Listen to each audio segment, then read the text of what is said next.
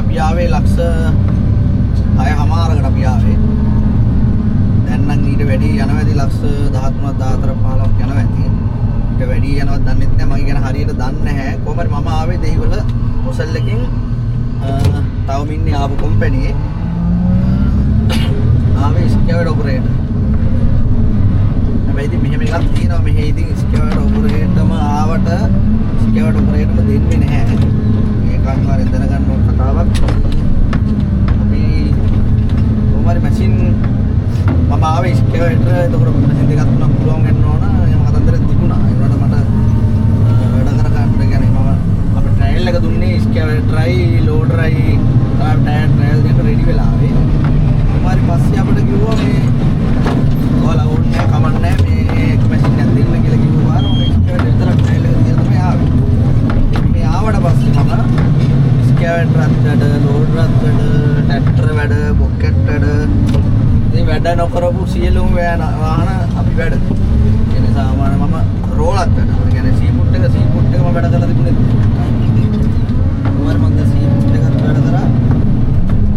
ඉතින් ඒ හැමදේම කරා. ඒ වගේම ඉතින් මේව තව කතන්දරයක් කියන්න තියෙනවා. අපි ආපු කාලේ අපේ කම්පැනි මැෂින් තිබුණ නැහැ. ටික කාලයක් ගියා මැෂින් කීප දෙනෙක් විතර මැෂින් තිබුණේ. හැමෝටම මැෂින් තිබුණ නැහැ. පස්සේ තමයි මැෂින් ආවේ. ඉතින් ඒ කාලේ ඇතුළත අපි මම මාස 8ක් විතර වැඩ කරේ නැහැ. හැබැයි මාස 8 මට එක වැඩ තිබුණා. අනකොල්ල කපන්න තිබුණා. ඊට පස්සේ සවල් ගහන්න සෙට් වුණා. ඊට දර බලන්න සෙට් වුණා. ගොඩාක් දේවල් සෙට් වුණා. ඉතින් මම ඉතින් කට්ට කාගෙන හිටියා මාස 8ක් විතර ඒ කට්ට කෑවා කොහොම හරි. ඒ කට්ට කාලා මාස 8ක් විතර හිටියා. මාස 8කට පස්සේ කොහොම හරි මාස 8 ඇතුළේ මට වැඩ තිබුණා. මාස 8 තුළ ට්‍රැක්ටරයක් සෙට් වුණා. මට ඒක ලංකාවේ DSP එක වගේ ලොකු එකක්. මගේ වීඩියෝ එකක් දාන්නම්. වීඩියෝ අතරතුර මේ මම ට්‍රැක්ටරේ වැඩ කරා. කොහොම හරි ඒ අතරේ ට්‍රැක්ටරේ වැඩ කරන ගමන් නයිට් ෂිෆ්ට් එකේ ස්කැවර් වැඩ කරා. අපේ කොහොම හරි කාලයක් යද්දි කොහොම හරි අවුරුද්දකට මාස 8ක් සෙට් වෙනකොටම ඒ අතරේ මට සෙට් වුණා මේ වෙන සිටි එකකට බොක්කට් වලට යන්න. ඒ වෙද්දි මම ලංකාවේ බොක්කට් වැඩ කරලා තිබුණේ නැහැ. ඒ බොක්කට් තමයි මේ වීඩියෝ එකක් දානවා. ඔය තනකොළ කපු වීඩියෝත් ඇති මම ඒවත් දාන්නම්. ඒ වගේ ගොඩාක් ගැන කට්ටක් තිබුණා කොහොම හරි අවුරුද්දක් විතර කට්ට ගන්න අල්ලගෙන හිටියයි. පස්සේ කොහොම හරි ඉතින් අපිට මැෂින් ආවා. ඊට පස්සේ හැමෝටම මැෂින් නම් වුණා. කට්ටි මැෂින් නම් වුණා. ඊට සමහරුන්ට සම්පූර්ණ නැහැ. ආපිට රස්ස වැඩ කරේ මම කොහොමද මට ඉස්කේට සම්පූර්ණ නැහැ. මම ආපු කාලේ තමයි වැඩ කරේ කියන්නේ ලෝඩර් ස්කැවර් ටෙම්පරි බොක්කට් එක තමයි ගොඩක් කාලයක් වැඩ කරේ. ඒ වැඩ කරේ ආපු රස්ස සම්පූර්ණ නැහැ. ඉතින් අපි කට්ට ගන්නවා. ඒ තිබ්බ රස්සාව කරගෙන ආමත් එහෙමයි. ඔය මගේ කතාව. ඔයාලට කියන්නේ ඉතින් කට්ට ගන්න බලාගෙන ඉන්න. ඊට රස්සාවම හම්බෙන්නේ නැහැ. මේ රටේ කොහොම හරි පුරුදු වෙලා වුණත් වැඩ කරන්න පුළුවන් හැමදේම. ඉතින් මම ලංකාවේ දන්නේ ට්‍රැක්ටර් දාන්න කොහොමද? ස්කැවර් විතරයි දැනගෙන ආවේ. දැන් වැඩ ඉතින් මැෂින් 3-4ක් වැඩ. ඒ වගේ ඔයාලත් කට්ට ගන්න බලාගෙන ඉන්න. මම ආවේ දෙහිවල රුසල් එකෙන් 6:00ක් ගියා අපි ආපු කාලේ. දැන් ලොකු ගාණක් යනවා ඇත්ත. වෙන ඒජන්සි ගැන ඉතින් මම දන්නේ නැහැ. ඉතින් මම වෙන ඒජන්සි කොහොමද කින්නවත් මම දන්නේ නැහැ. මම ආපු ඒ ඇවිල්ලත් ඉතින් ඒජන්සි හොඳයිද නරකයිද කියලා කියන්නත් බෑ. ඉතින් දැන් අපි දැන් අවුරුද්දක් කට්ට කාගෙන හිටියනේ. දැන් නේ අපිට මැෂින් හම්බෙන්නේ.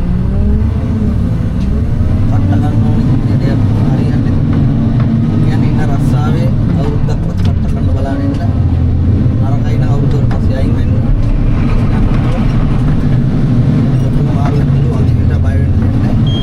කට්ට ගන්න බැරි මේ එපා කියලා තමයි මට කියන්නේ.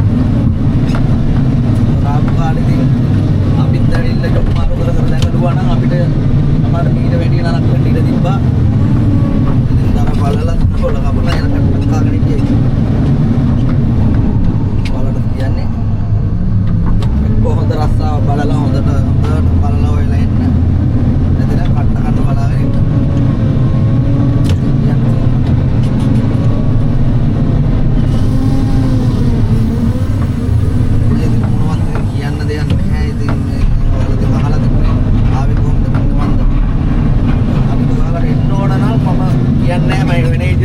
දන්නේ නැහැ.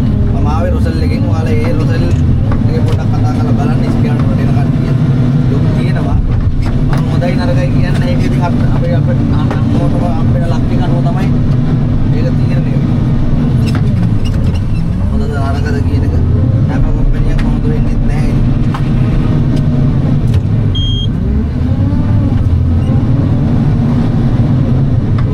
බඩි ගැන අහලා තිබුණා. බඩි මෙහෙමයි. දැන් මම අපේ ඒකත් කම්පැනි අනුව තමයි තීරණය. ඒජන්සි වලින් කොහොම කිව්වත් අපි එන කම්පැනි අනුව තමයි තීරණය වෙන්නේ. දැන් මොකද අපි ආවේ ඩොලර් 850ට. හරිද? ඩොලර් 850ට ඇවිත් උඩ අපෙත් එක්ක රොසෙල් එකෙන් තව සෙට් එකක් ආව ඩොලර් 750ට. හරිද?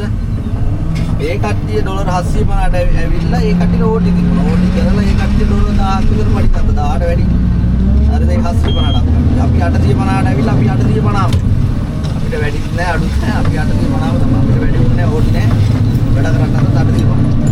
මෙයාලට එහෙම නෙමෙයි. 850ට ආපු කට්ටියට ඕටි එක්කම ඩොලර් 1000 ගන්න ගත්තයි. ඒකමත් දෙනවා. ඉතින් ඒ කතන්දර තියෙනවා. තාමත් ඒ පඩිය දැන් අවුරුද්දක් 4 වෙනි අවුරුද්ද යන්නේ. තාමත් ඒ පඩියටම තමයි වැඩ කරන්නේ. පඩිය ඉතින් වැඩි වෙන්නේ නැහැ මොකද කම්පැනි එක. හැබැයි මේක ඉතින් හැමදේම දෙනවා අපිට. කන්න දෙනවා, බොන්න දෙනවා. කෑමට සාමාන්‍ය ලංකාවේ මුදල් ලක්ෂයක් විතර හම්බ වෙනවා. කෑම ඒක අපි පිට සයිට් වලට යනකොට තමයි ඒක ගන්න හම්බ වෙන්නේ. අපේ එතොලිස් එකේ වගේ වැඩ කරනකොට එතොලිස් එකේ යනකොට අපිට හම්බ වෙන්නේ නැහැ කෑම සල්ලි. කෑම දෙනවා ලංකාවේ කියලා අපිට වාහනයක් දෙනවා. වටෙන්නේ යන්නේ ඒ හැමදේම හොඳයි. අපි කම්පැනි එකක් හැමෝටම හොඳ වෙන්නේ නැහැ. ඒකත් මම තියාගන්න මට කියන දේ නෙවෙයි අනිත් කටට. ඒ හැමදේම මම කියන හැමදේම කට්ට ගන්න බලන්නේ. තමයි කියන්නේ. තව එතකොට දැන් අපි කරන වැඩේ යනුවත් අපේ පඩි වැඩි වෙනවා. දැන් මට හම්බෙන පඩිය නෙවෙයි අපේ කම්පැනි අනිත් කට්ටිය.